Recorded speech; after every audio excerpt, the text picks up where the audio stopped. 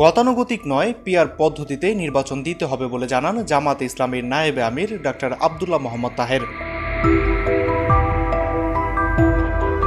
মঙ্গলবার ৫ই আগস্ট রাজধানীর মহাখালীতে জুলাই গণঅভ্যুত্থানের প্রথম বার্ষিকী উপলক্ষে জামায়াতে ইসলামী আয়োজিত গণমিছিলের আগে হওয়া সমাবেশে একথা বলেন তিনি বলেন, পিআর পদ্ধতি ছাড়া বাংলাদেশে নির্বাচন হতে দেয়া হবে না। যারা পিআর চায় না তারা জনপ্রিয়তা নয়, বরং চাঁদাবাজির অর্থ ও সন্ত্রাসী বাহিনী দিয়ে নির্বাচন করতে চায় বলে মন্তব্য করেন তিনি। এ সময় তিনি আরও বলেন, আওয়ামী লীগ আর দেশে ফিরতে পারবে না। কেউ আবার ফ্যাসিস্ট হতে চাইলে দেশের মানুষ তাদেরও প্রতিহত করবে। স্বাধীনতা ও সার্বভৌমত্বের ওপর যে কোনো ধরনের হুমকি জামাত প্রতিহত করবে বলে জানান তিনি। মাহাদি হাসান বিএন, পিপল ভয়েস টেলিভিশন, ঢাকা।